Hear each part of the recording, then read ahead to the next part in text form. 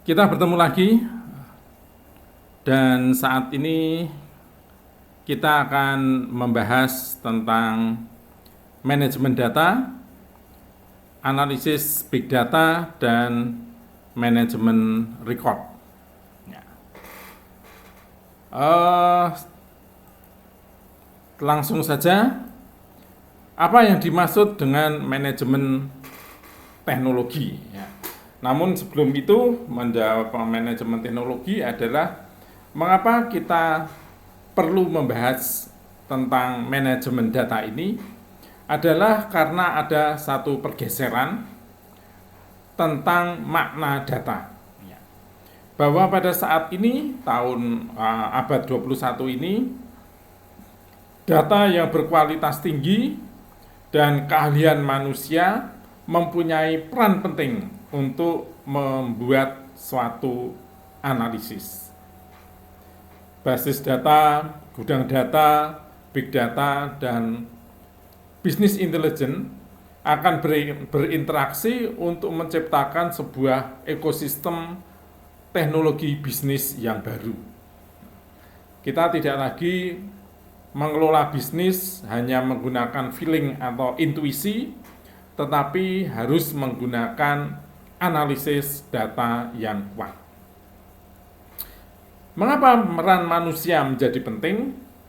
Karena kompleksnya persoalan di dalam dunia bisnis kali ini, sehingga memandang persoalan bisnis tidak hanya dari sudut pandang tertentu saja, tetapi harus dari berbagai sudut pandang. Dan perubahan proses bisnis maupun bentuk dan produk itu juga akan menuntut inovasi-inovasi yang cepat dari pemilik bisnis. Kompleksnya data ditambah dengan volume data yang tidak kecil, maka membuat manusia yang handal ini juga perlu alat, perlu alat atau tool. Tapi tentu yang lebih penting adalah sumber data itu sendiri, yaitu adalah data yang berkualitas tinggi. Kita nanti juga akan bahas apa itu data yang berkualitas tinggi dengan data yang berkualitas rendah. Kita lihat dulu apakah yang termasuk dalam manajemen data dan istilah-istilahnya. Yang pertama adalah database atau basis data, yaitu kumpulan atau koleksi dari beberapa fakta atau transaksi yang disimpan secara sistematis. Data di dalam basis data sifatnya adalah volatile, artinya adalah bahwa nilainya cenderung selalu berubah. Kalau satu data ini sudah mapan dan tidak berubah, maka data kemudian dimasukkan di dalam kelompok data analisis.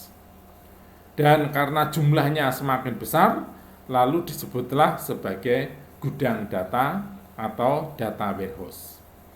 Jadi data warehouse ini mengintegrasikan data dari beberapa database dan silo atau kelompok-kelompok data, mengaturnya secara sistematis untuk melakukan analisis yang kompleks, membuat satu pengetahuan atau memunculkan pengetahuan, serta menjadi pendukung pembuatan keputusan. Nah, data warehouse ini sumber datanya bisa dari dalam organisasi, tapi bisa juga dari luar organisasi. Kalau data warehouse itu begitu kompleks dan luasnya, dan begitu banyaknya volume datanya, maka data bisa dipilah-pilah sesuai dengan konteks atau untuk tujuan yang mendukung fungsi atau departemen tertentu saja. Bagian dari data warehouse yang diperuntukkan untuk fungsi atau bagian tertentu saja, ini dikenal dengan istilah data mart.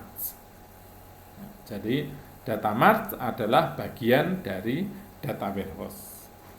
Nah, sedangkan istilah business intelligence adalah satu alat dan teknik untuk memproses data dan melakukan analisis statistik untuk wawasan dan penemuan. yaitu untuk menemukan hubungan yang bermakna dalam data, tetap mendapat informasi secara real time, mendeteksi tren, dan mengidentifikasi peluang serta risiko. Jadi, perbedaan dari data warehouse dengan data dalam business intelligence adalah bahwa dalam data warehouse, data yang digunakan cenderung data yang sudah selesai transaksinya, sudah purna, nilainya tidak berubah. Sedangkan dalam business intelligence, maka data yang digunakan adalah data yang masih berubah secara real time, atau boleh dikatakan data yang masih bersifat volatile ya, atau menguap. Nah, kita akan bahas lebih detail yang pertama tentang database. Database atau basis data ini perlu dikelola.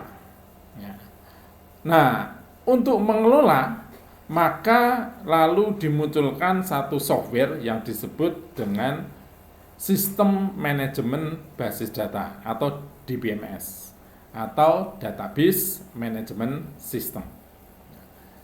Database Management System ini merupakan software yang mengintegrasikan sistem pengumpulan data seperti Transaction Processing System dan aplikasi bisnis, kemudian menyimpan data dengan cara yang terorganisir, dan menyediakan fasilitas untuk mengakses dan mengelola data tersebut. Di dalam database management system, data biasanya kemudian disimpan di dalam bentuk baris dan kolom, seperti yang tertera di dalam gambar tersebut. Ya.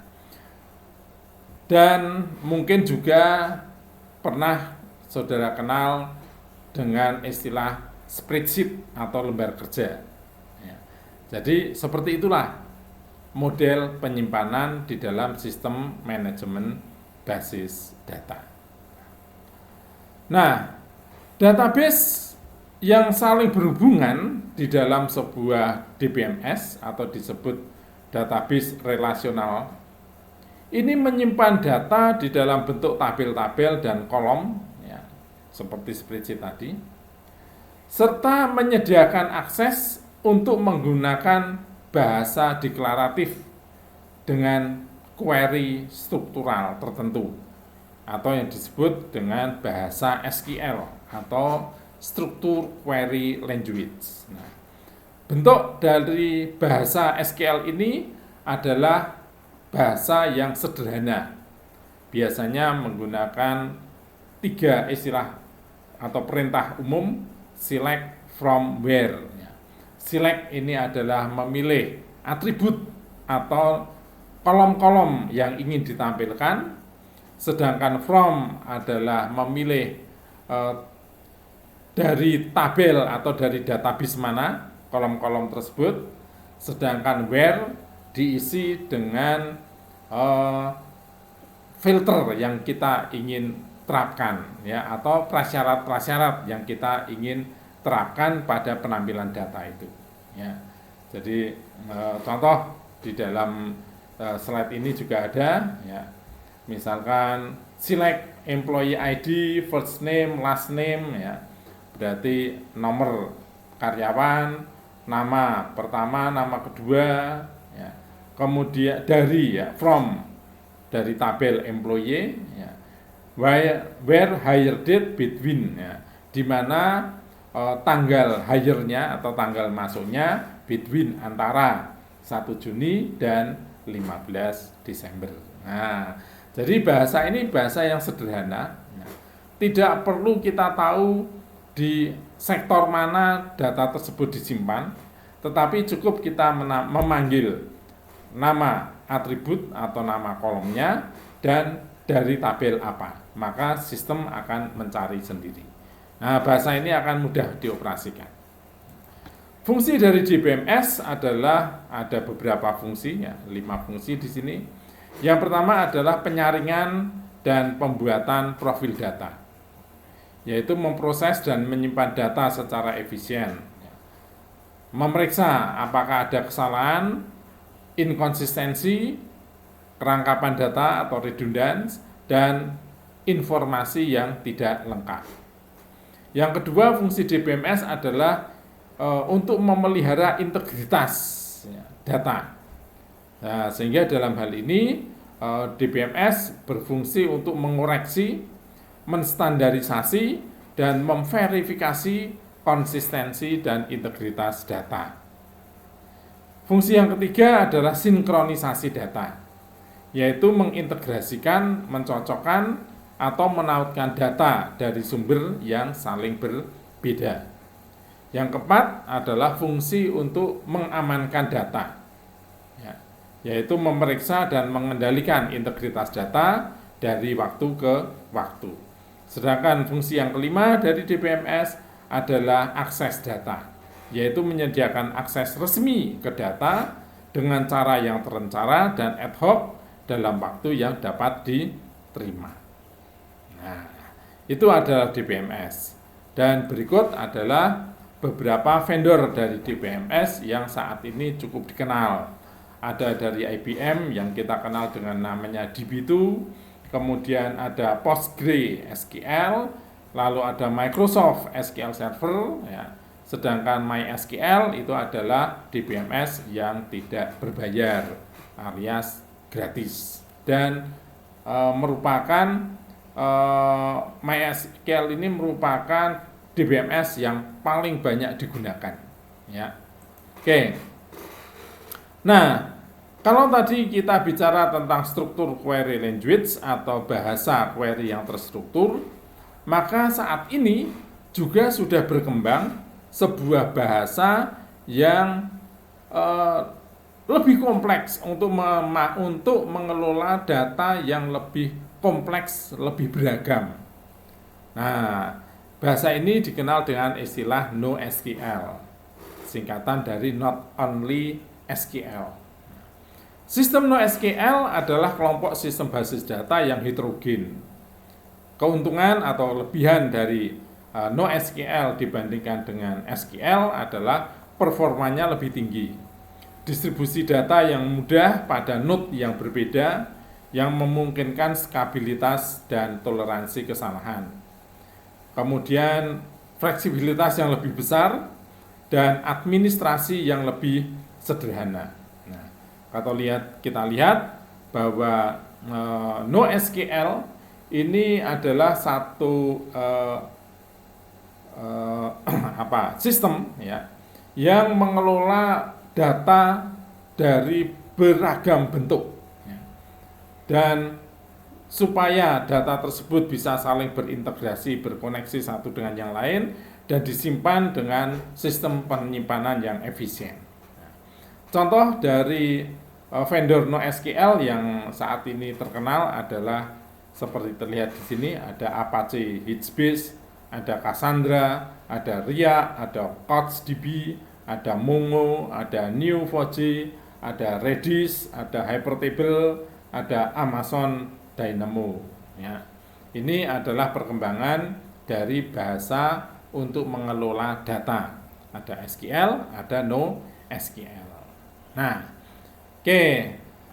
Nah, untuk mengelola data ini ada dua model, ya, atau arsitektur yang sering digunakan, yaitu tersentral dan tersebar.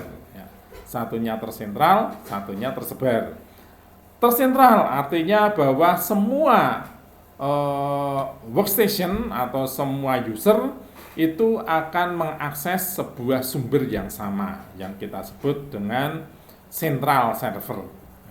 Sedangkan kalau distributed itu di samping ada server pusat, maka juga ada server-server perwakilan di beberapa tempat. Kita lihat gambar yang sebelah kanan, ya. Pusatnya tetap ada, tetapi sebelum sampai pusat dia bisa juga dikumpulkan di beberapa region, ya. Baru kemudian nanti dari region itu akan dikumpulkan ke server pusat. Itu perbedaan antara sentralisasi dengan distributed. Nah, apakah kelebihan dan kekurangannya? Kita lihat dari sini. Ya, bahwa sentralisasi ya, itu lebih mudah dalam mengontrol kualitas ya, dan juga pengelolaan keamanan yang lebih baik. Itu benefitnya, ya, keuntungan dari data yang terpusat. Sedangkan kelemahannya adalah bahwa transmisinya itu lemah. Ya. Mengapa transmisinya lemah? Ya karena dia harus mengakses, khususnya saat mengakses user pada jarak yang lebih jauh. Ya. Lalu sentralisasi database ini juga memerlukan sebuah hardware yang cukup kuat serta jaringan yang cukup handal. Ya. Itu kekurangan dari sentralisasi database. Ya, selanjutnya adalah kita lihat di sini ya, bahwa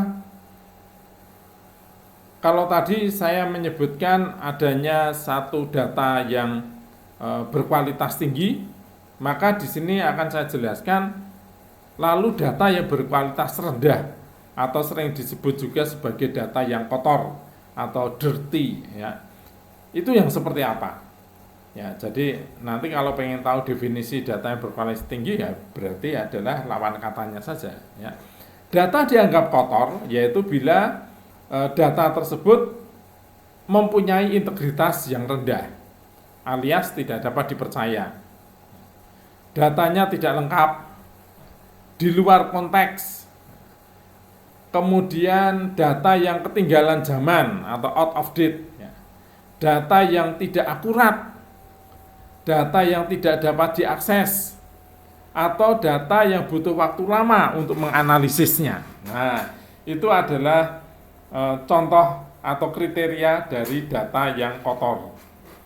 Nah, kalau data yang berintegritas baik atau data yang berkualitas baik adalah ya data yang mempunyai integritas tinggi, dapat dipercaya, lengkap, ya, di dalam konteks, ya, up to date, akurat, dan dapat diakses, serta tidak memerlukan waktu lama untuk menganalisisnya. Nah, itu data yang berkualitas baik. Nah, kalau kita lihat dari penelitian ini, maka apa sih yang paling banyak di dalam data yang kotor tersebut yang terjadi dari berbagai macam komponen tadi ternyata adalah incomplete or missing data, ya, tidak kelengkapan data yang tidak lengkap atau data yang cacat. Ya. Itu adalah penyakit yang paling sering ditemui. Oke. Nah, sebuah data itu mempunyai siklus hidup. Ya, di sini ada data dari eksternal, dari internal, dari pihak luar. Ya. Data-data tersebut setelah ditransaksikan, ya, kemudian akan membentuk satu data warehouse. Nah, data warehouse ini kemudian akan dipecah-pecah menjadi beberapa data mart. Ya. Kemudian dengan menggunakan satu alat, ya, teknik tertentu, data ini dianalisis. Hasil dari analisis biasanya dalam bentuk visualisasi. Nah, hasil analisis ini, entah itu dengan model OLAP, dengan menggunakan query, dengan menggunakan aplikasi DSS, atau mungkin juga dengan data mining, ini akan juga menghasilkan dukungan untuk membuat keputusan. Atau juga akhirnya juga menciptakan sebuah pengetahuan. Ya. Jadi teknologinya ada OLAP, ada query, ada Enterprise Information System, ada Decision Support System, dan ada data mining. Nah, kemudian untuk menjadi pendukung keputusan, maka biasanya data ini juga dikaitkan dengan beberapa aplikasi atau sistem yang lain seperti SCM atau Supply Chain Management, ya, CRM, Customer Relationship Management, kemudian bisa ditampilkan di dalam e-commerce ya, bisa digunakan menjadi salah satu bagian dari strategi dan lain-lain. Nah, kita bicara tentang data, maka ada 3 prinsip umum dari data, yaitu bahwa yang pertama, prinsip pengurangan nilai data. Yang kedua, prinsip penggunaan data 90/90. Dan yang ketiga adalah prinsip data dalam konteks. Nah, apa maksudnya prinsip pengurangan nilai data itu? Nah, data ini harus tidak bisa atau tidak boleh berkurang nilainya, nilai kepercayaannya, nilai kelengkapannya. Ya. Kemudian data yang kontekstual. Nah, itu data apa? Data yang sesuai dengan pembicaraan. Kita bicara tentang akademik, maka datanya data akademik. Kita bicara tentang kesehatan, bidang kesehatan, maka data yang berhubungan dengan penyakit maupun kesehatan lingkungan. Nah, kemudian prinsip penggunaan data 90/90, yaitu begini. Sebuah data itu biasanya dalam kurun waktu 90 hari ya, atau berapa? 3 bulan ya. Biasanya data ini sudah mapan atau data ini sudah matang ya. Jadi tidak berubah-berubah lagi. Nah, maka data ini kemudian kita simpan menjadi satu data yang nilainya tetap. Dan inilah data yang nanti akan kita pakai untuk analisis ya. Jadi konsep dari 90/90 itu adalah biasanya ya, data ini dalam kurun waktu 90 hari 3 bulan ya, itu sudah dianggap fix nilainya. Ya, meskipun sebenarnya tidak selalu, tetapi biasanya orang menggunakan toleransi sampai dengan 90 hari itu. Ya, itu konsep dari prinsip data yang perlu kita pahami. Nah, di dalam mengelola data juga akan muncul istilah transaksional data, kemudian master data dan analytical data. Tadi data itu masuk dari luar ya, organisasi. Nah, dari mana? Dari proses transaksi. Ya. Ada konsumen membeli barang melalui supermarket, ya toh, kemudian kasirnya mengentrikan barang. Nah, itulah transaksinya. Ya. Dari data konsumen, kemudian dimasukkan ke dalam data perusahaan melalui si kasir tadi, waktu mengentrikan data pembelian orang tersebut. Nah, biasanya di dalam melakukan transaksi, maka dibutuhkan satu data-data referensi. Contoh saja misalkan adalah tentang harga barang. Ya. Orang membeli, lalu membeli satu barang, nah berapa harga barang? Ini biasanya juga sudah dicatat lebih dulu dan disimpan dalam sebuah tabel.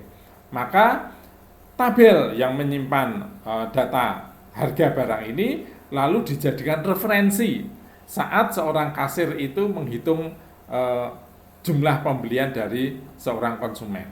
Nah, maka data yang dipakai sebagai referensi itu sering disebut sebagai data referensi atau master data. Master data nilainya relatif tidak berubah, meskipun masih bisa berubah, tetapi relatif tidak berubah. Artinya kalau berubah pun juga melalui jangka waktu yang cukup lama. Ya, biasanya ya 3 bulan itu. Ya, misalkan harga barang, ya mungkin dalam kondisi tertentu harga barang akan fluktuatif. Ya. Tetapi biasanya kalau dalam kondisi normal, maka harga barang itu juga relatif tidak berubah. Ya, itu yang disebut dengan master data. Nah, hasil dari transaksi ini nanti menjadikan satu tabel tersendiri. Dan kalau transaksi ini sudah final, sudah finish, maka data ini kemudian kita simpan di dalam kumpulan data yang lain, misalkan membentuk gudang data tadi. Ya. Nah, data inilah yang kemudian dipakai sebagai alat analisis, bahan analisis. Maka kemudian data-data yang seperti ini juga disebut dengan data analisis. Ya, artinya data yang siap dianalisis.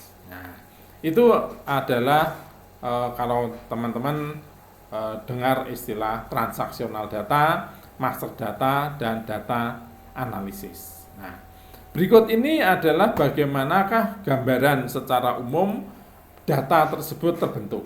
Ya. Yang pertama, kita mulai dari sistem transaksi. Ya. Data yang ada dari sistem transaksi ini lalu akan disimpan di dalam data operasional. Nah, banyak data-data ini lalu dikumpulkan, tetapi karena datanya bermacam-macam standarnya, maka data ini harus diseragamkan. Ya.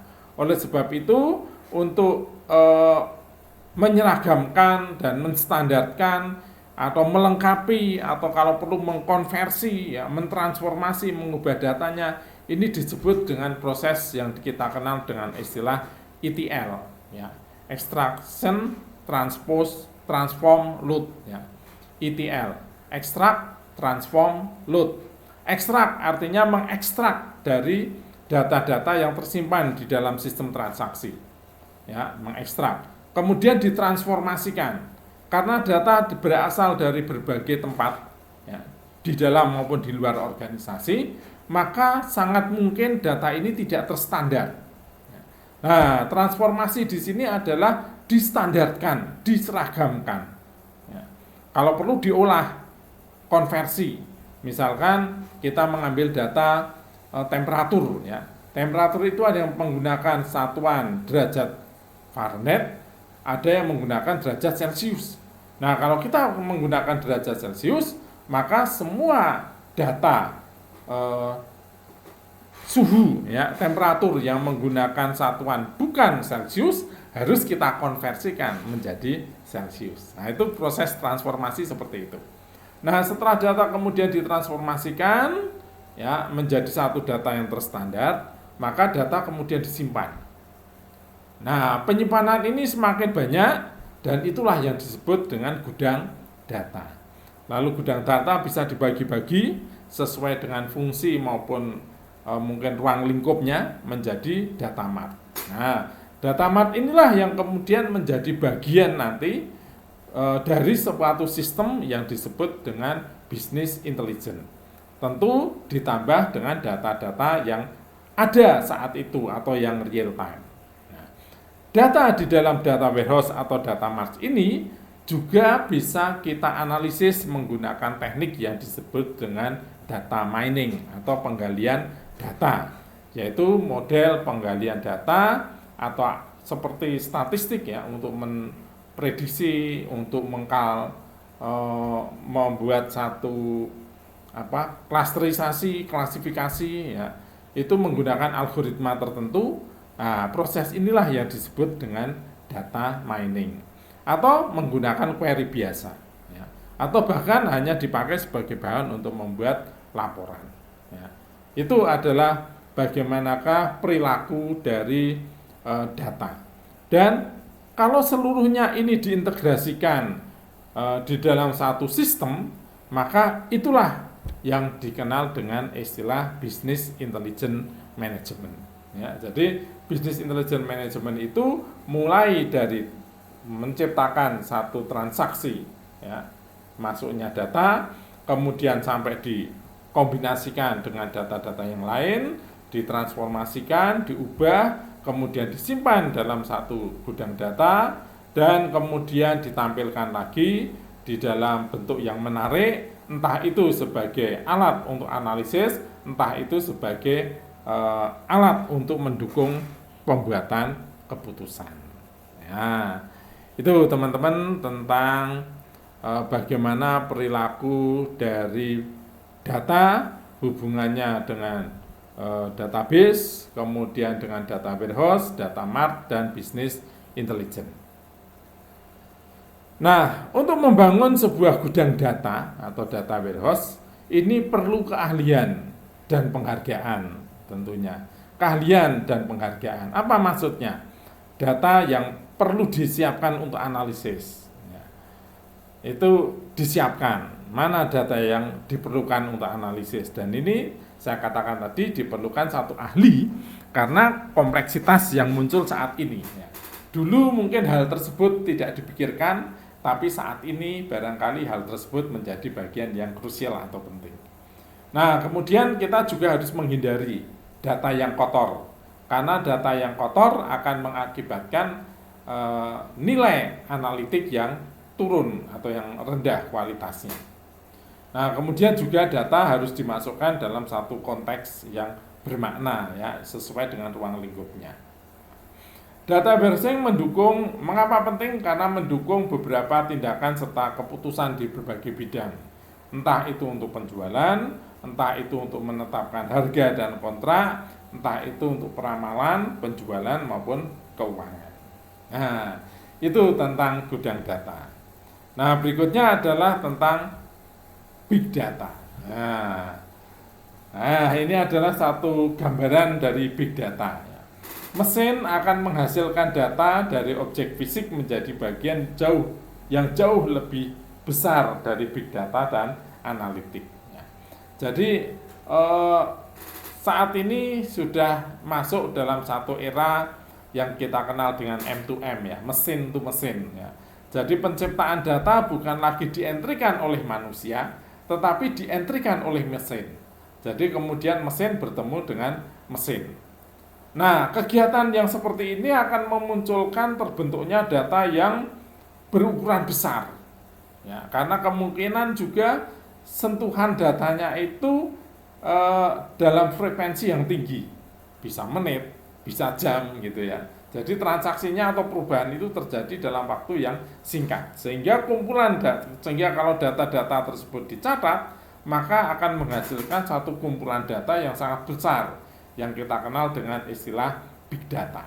Nah, big data ini jadi merupakan kumpulan dari banyak data dari banyak bidang, ya, hampir sama dengan data warehouse tadi.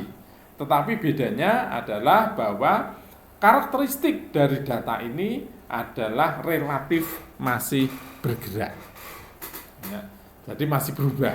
Nah, untuk menganalisis big data ini ada beberapa istilah, ada 4V, ada 5V, kemudian ada 10V, ya. Nah, VV ini seperti apa? Ini saya memberikan contoh yang 5V, ya. Ada veracity, ada value, ada velocity, ada volume, dan variety. Ya, velocity, kita mulai dari velocity. Karena saat ini diperlukan waktu yang cepat untuk membuat keputusan, ya, maka kecepatan untuk mendapatkan data dan melakukan analisis data juga diperlukan waktu yang cepat. Maka velocity itu menjadi V yang pertama. Kemudian supaya data yang dianalisis ini lebih objektif, ya, maka gunakanlah data dalam jumlah yang besar, volume, ya. Kalau jumlah atau volume datanya kecil, maka kemungkinan juga itu belum mewakili kondisi yang sebenarnya. Sehingga kalau dianalisis, maka hasilnya pun barangkali tidak baik, ya. Lalu variety, ya, kita tahu bahwa kita akan menganalisis dari berbagai macam sudut pandang. Maka kita juga harus mengumpulkan berbagai macam bentuk data. Ya. Kemudian veracity. Nah, data-data yang kita dapatkan tentu harus data-data yang data-data yang benar, ya, yang bisa dipercaya, data yang valid. Nah, veracity itu adalah kualitas data atau data bisa dipercaya. Nah, berikutnya adalah value. Nah, apa itu value? Nilai.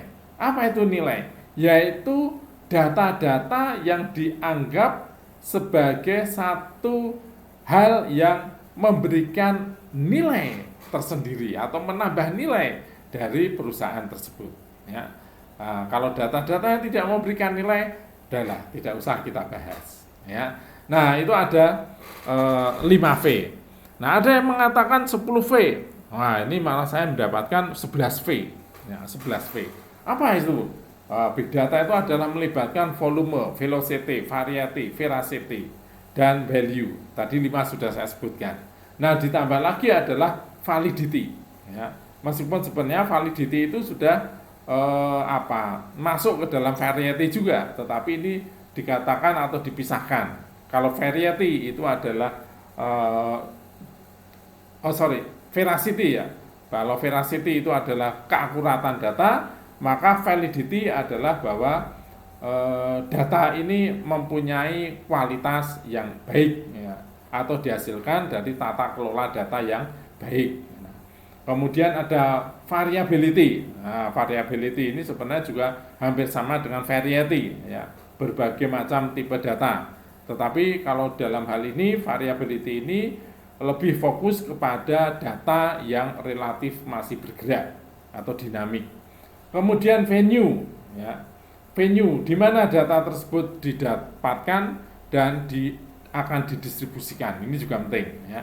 Jangan sampai kita mendistribusikan data kepada pihak yang tidak tepat ya. Kemudian vocabulary. Vocabulary adalah lebih enak kalau kita itu menganalisis data jika datanya mempunyai standar yang sama. Maka vocabulary atau kamus data ini adalah salah satu upaya untuk mentransformasikan data sehingga menjadi data yang mempunyai standar tertentu ya. Kemudian berikutnya adalah vagueness ya, yaitu satu penggunaan tools atau alat ya, alat bantu untuk menganalisis data yang dalam kategori big data ya. Itu mengapa ada 5V, ada 4V, ada 5V, ini ada 11V ya. Nah, ini contoh-contohnya tadi ya, oke. Nah, saudara-saudara, di dalam perkembangannya kemudian tadi saya katakan ada istilah NoSQL. Nah, salah satu sistem yang menerapkan NoSQL adalah Hadoop dan MapReduce ya. Apa sih Hadoop dan MapReduce ini ya? Yaitu prosesnya seperti ini, saudara-saudara ya. Jadi Hadoop ini adalah satu model data NoSQL yang dipakai oleh Facebook ya. Kita tahu Facebook itu menyimpan banyak sekali data, ada gambar, ada film, ada teks, dan tentunya itu membutuhkan teknik penyimpanan data tertentu supaya tidak memakan memori terlalu banyak ya toh.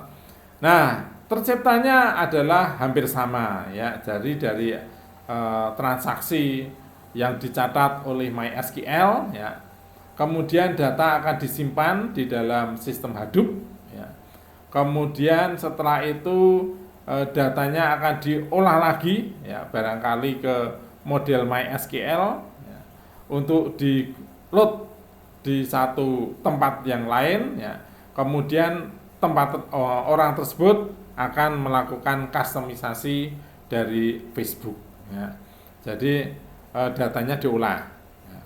Jadi untuk menyimpan data, Hadoop memiliki sistem file terdistribusi sendiri yang disebut sistem file Hadoop atau HDFS yang berfungsi memuat data ke dalam HDFS, melakukan operasi MapReduce. MapReduce itu berarti pemetaan, dan mengambil hasil dari HDFS ya, mengambil hasil dari query yang dilakukan oleh HDFS tersebut. Nah, kalau tadi juga kemudian ada salah satu teknik analisis data yang disebut dengan data mining atau penambangan data, maka konsepnya hampir sama ya, bahwa data itu akan disimpan ya di satu tempat. Nah, ini mungkin kita bercerita pada proses penambangan data ya. Yang pertama adalah root of data mining, yaitu ilmu yang tentang data mining tapi tidak pernah ada ya. Yang kedua root of data mining yaitu artificial intelligence ya.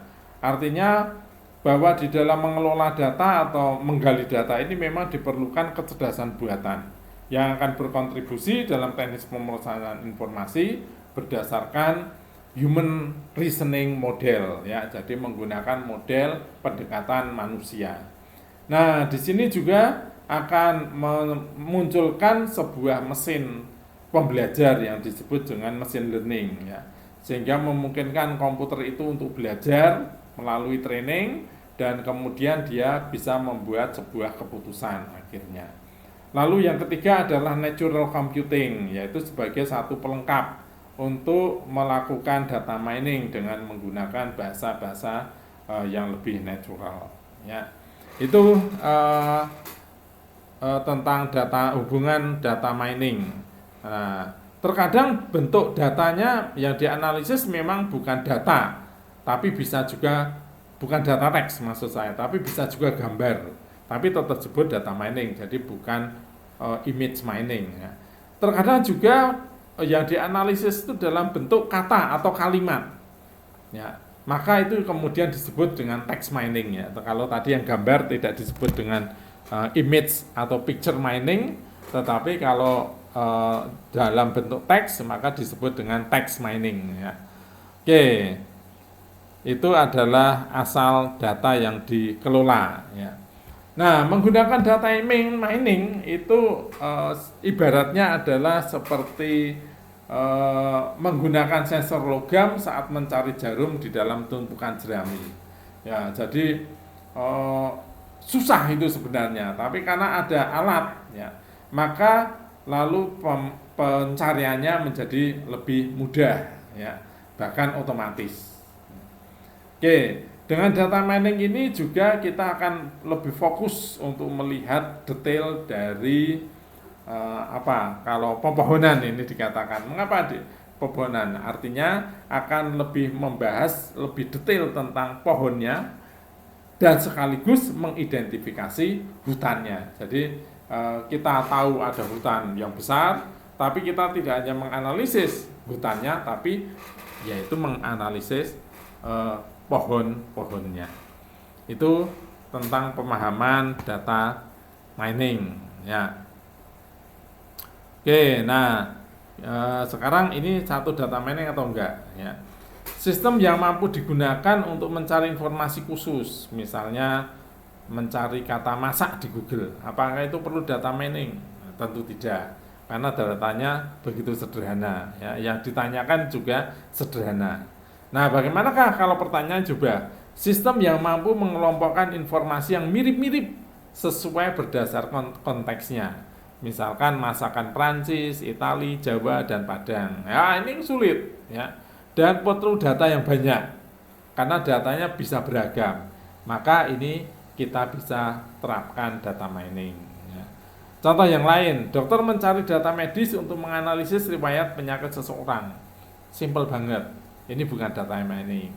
Nah, contoh yang lain data mining adalah peneliti di dunia kesehatan menemukan cara untuk mengelompokkan pasien dengan penyakit yang sama berdasarkan tanda-tanda tertentu. Ya, misalkan sekarang sedang COVID ini, orang banyak melakukan riset orang yang COVID itu seperti apa. Ya, berbagai macam teori dimunculkan.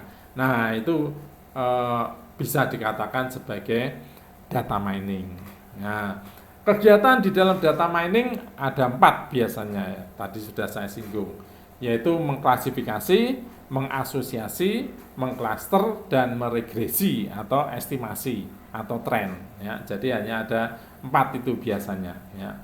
Nah, klasifikasi itu biasanya datanya diskrit. Ya. Kalau asosiasi itu datanya continue. Nah, kalau klasterisasi itu biasanya kita menggunakan data training, ya, tanpa label. Ya. Kalau pengen membahas ini, ya, memang nanti akan ada mata kuliah khusus. Ya. Nah, data-data ini dianalisis supaya bisa memunculkan pengetahuan yang baru. Maka kemudian muncullah istilah knowledge discovery in database, yaitu merupakan analisis dan pemodelan data secara otomatis pada database. Knowledge discovery database merupakan rangkaian proses identifikasi pola-pola yang valid, baru, berguna, dan dapat dipahami dari satu dataset yang besar dan kompleks.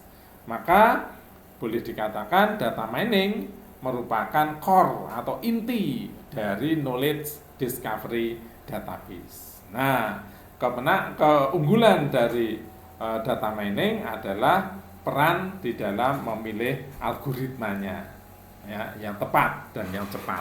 Oke, ini nanti akan ada riset tersendiri. Ya, inilah tahapan dari data mining biasanya. Jadi data yang ada itu kemudian dikumpulkan sesuai dengan konteks yang diinginkan, ya. Kemudian kita seleksi mana data-data yang akan digunakan yang tidak. Lalu data-data yang setelah data yang kita ingin gunakan itu kita kumpulkan. Lalu kita lakukan cleaning. Cleaning data itu apa? Kita singkirkan data-data yang berkualitas rendah atau kotor tadi, tidak lengkap, ya toh, cacat, kemudian konteksnya di luar konteks, kemudian datanya mungkin ambigu, ya. Nah, itu kita tidak gunakan. Kemudian setelah data-data yang dinilai tidak baik tadi kita hapus, kita buang, maka lalu dilakukan transformasi, ya, transformasi pembagian mana yang akan dipakai sebagai testing, mana yang akan dipakai sebagai training, ya. Kemudian proses data mining dilakukan. Nah, setelah itu nanti hasilnya dievaluasi sejauh mana keakurasian atau ketepatan hasil dari proses data mining ini, ya.